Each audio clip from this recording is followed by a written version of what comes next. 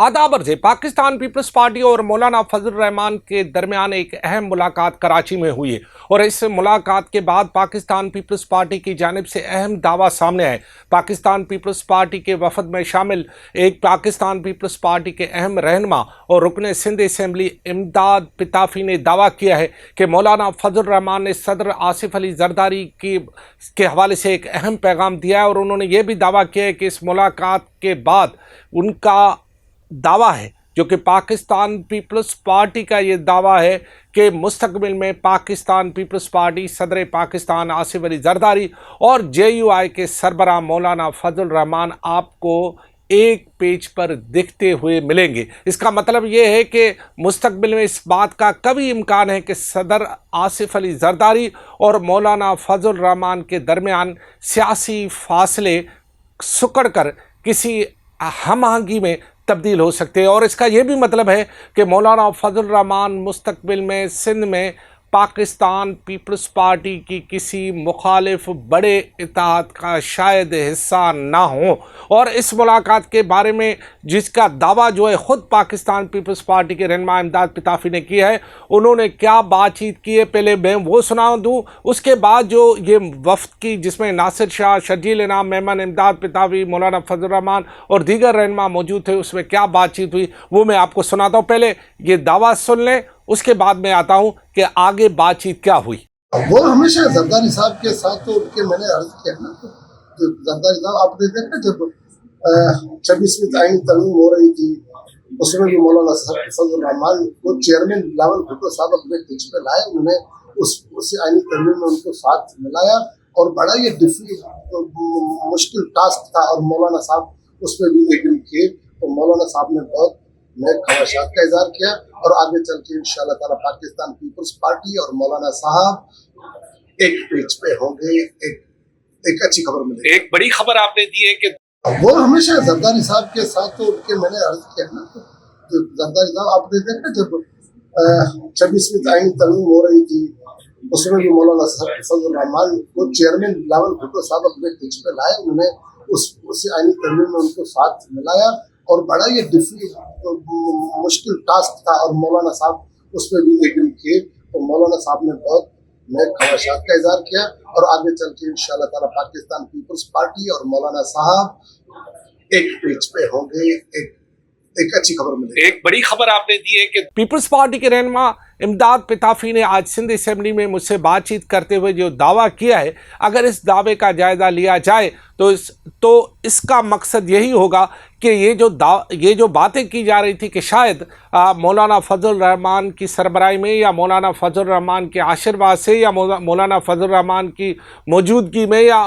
कोई सिंध में पाकिस्तान पीपल्स पार्टी मुखालिफ एंटी अलायंस बनने जा रहा है जिसमें शायद JUI भी शामिल हो, इसके इम्कानात अब तक मध्यम दिखाई दे रहे हैं। क्योंकि ये जो दावा नजर आया है पाकिस्तान पीपल्स पार्टी की जानिब से, इससे तो यही लग रहा है कि पाकिस्तान पीपल्स पार्टी सियासी कशीदगी को कम करने और मुफाहमत को बढ़ाने के रास्ते पर गामजन है। और यही बात थी कि एक ही वक्त में जब सदर पाकिस्तान आसिफ अली जरदारी कराची में मौजूद थे, उसी दिन में मौलाना फजल रहमान भी कराची में मौजूद थे। दोनों ने एक दूसरे को पैगाम देने के लिए पैगाम रसानी का काम किया और दोनों ने पैगाम देने के लिए वफूद से मुलाकात हुई और यही वजह है कि सदर पाकिस्तान आसिफ अली जरदारी की हिदायत पर यह मुलाकात हुई और इस मुलाकात में पैगाम रसानी भी हुई। जबकि मुलाकात के बारे में ख़ुद पाकिस्तान पीपल्स पार्टी के एक रुकन ने जो कि इस मुलाकात में मौजूद था, उनका ये दावा था कि इस मुलाकात में इस बात पर ज़रूर शिकवा किया गया कि जो 2024 में पाकिस्तान पीपल्स पार्टी और JUI का इंतखाबी इत्तेहाद होना था वो नहीं हो पाया। दोनों को इस बात पर